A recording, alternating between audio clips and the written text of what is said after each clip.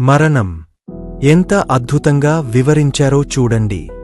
ఒక అనారోగ్యంతో ఉన్న వ్యక్తి పరీక్షా గది నుంచి బయటకు వెళ్లబోతున్న డాక్టర్ను చూసి ఇలా అన్నాడు, డాక్టర్ గారు, నాకు చావడం భయంగా ఉంది. ఆవలి ప్రక్క ఏముందో చెప్పండి. డాక్టర్ చాలా నెమ్మదిగా ఇలా అన్నారు, నాకు తెలియదు. తెలియదా? మీరు క్రైస్తవులే కదా. ఆవలి ప్రక్క ఏముందో కూడా తెలియదా? ఆ సమయంలో డాక్టర్ తలుపు తొలుగుతున్నారు. తలుపు ఆవలి నుంచి గోక్కోవడం, మూలుగుడు శబ్దాలు వినిపించాయి. తలుపు తెరిచిన వెంటనే ఒక కుక్క గెంతులు కొట్టుకుంటూ గదిలోకి దూకి ఆనందంతో డాక్టర్ మీదికి దూకింది. రోగ వైపు తిరిగే డాక్టర్ ఇలా అన్నారు, నా కుక్కను గమనించారా? ఇది ఈ గదిలో ఎప్పుడూ రాలేదు. లోపల ఏముందో దానికి ఏమీ తెలియదు. కాని ఒక్కటే తెలుసు, దాని యజమాని ఇక్కడ ఉన్నాడని.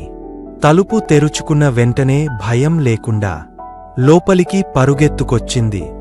మరణం ఆవలి ప్రక్క ఏముందో నాకు ఎక్కువ తెలియదు.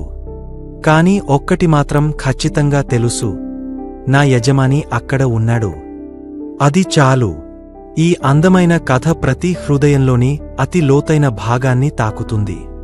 ఎందుకంటే మనందరికీ కొన్నిసార్లు మరణం గురించి భయం కలుగుతుంది. చనిపోతున్న వ్యక్తి అడిగిన ప్రశ్న మనందరి హృదయంలో దాగ ఉండే ప్రశ్న. నేను కళ్ళు మూసిన తర్వాత నన్ను ఏమీ ఎదుర్కొంటుంది? డాక్టర్ పెద్ద పెద్ద సమాధానాలు ఇవ్వలేదు, దీర్ఘమైన వివరణలు చెప్పలేదు. బదులుగా చాలా మెరుగైనది, సరళమైన, నమ్మకమైన ప్రేమ యొక్క చిత్రాన్ని ఇచ్చారు. ఆ కుక్కకు గదిలో ఏముందో తెలుసుకోవాల్సిన అవసరం లేదు. తన యజమాని ఉన్నాడని మాత్రమే తెలిస్తే చాలు. తలుపు తెరుచుకున్న వెంటనే ఆనందంతో, భయం లేకుండా పరుగెత్తుకొచ్చింది. అదే నమ్మకం. స్వర్గంలోని ప్రతి వివరం తెలుసుకోవాల్సిన అవసరం మనకు లేదు. మన యజమానుడు యేసు ఇప్పటికే అక్కడ ఉన్నాడని, చేతులు విప్పి ఎదురుచూస్తున్నాడని తెలిస్తే చాలు. ఆయన మరణం నుంచి లేచినందున మరణం ఇకపై చీకటి, భయంకరమైన తలుపి కాదు. ఆయనను ప్రేమించే వారికి అది అతి గొప్ప ఇంటికి తిరిగరాక, అద్భుతమైన హోంకమింగ్ తలుపు.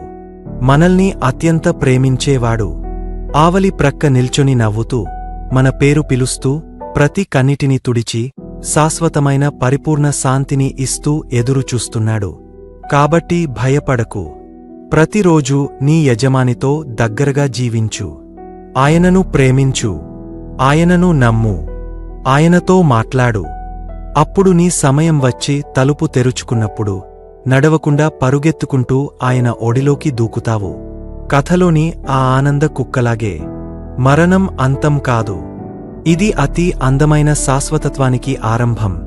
మనల్ని ప్రాణం కంటే ఎక్కువ ప్రేమించే ఆయనతో. నీ యజమాని అక్కడ ఉన్నాడు. అది ఎప్పటికీ చాలు. ధైర్యంగా జీవించు.